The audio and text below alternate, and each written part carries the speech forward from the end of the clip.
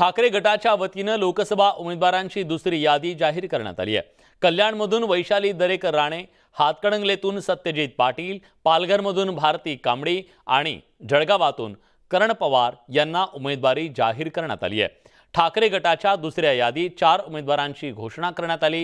ही घोषणा उद्धव ठाकरेंनी केली आहे। याआधी शिवसेनेने 17 उमेदवारांची यादी जाहीर केली।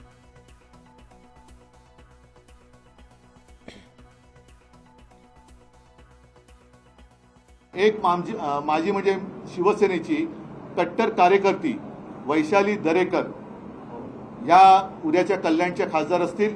सर्वसामान्य कुटुंबातल्या दरेकर ताई आहेत आणि त्या सुद्धा या आता जे मोठी केलेली लोक आहेत त्यांना टक्कर देऊन तिथला तमाम जो शिवसैनिक आणि शिवसेनाप्रेमी मतदार आहे तो त्या मस्तवाल गद्दारांना गाडल्याशिवाय राहणार नाही। आज मला उमेदवारी जाहीर करण्याबद्दल आदरणीय उद्धवजी ठाकरे साहेब, आदरणीय राऊत साहेब, आदरणीय सावंत साहेब यांचं प्रथम तर मी आभार मानेल। एक माझ्यासारख्या नवतरुणाला त्यांनी उमेदवारी दिली।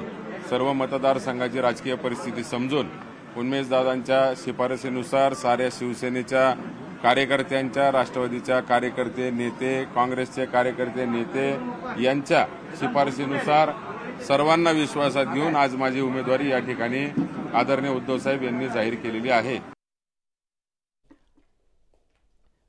उद्धव ठाकरेंनी उमेदवारी जाहीर केल्यानंतर जळगाव आणि हातकणंगलेतील लढती स्पष्ट झाल्यात।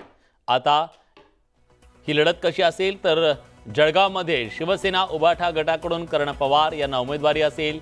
त्यांची लढत स्मिता वाघ यांच्याशी होणार आहे। भाजपच्या उमेदवार स्मिता वाघ, सत्यजित पाटील शिवसेना उभाठा गटाचे उमेदवार असतील हातकणंगले मतदारसंघातून। तिथं शिवसेनेच्या धैर्यशील माने विद्यमान खासदार यांची ही लढत होणार आहे।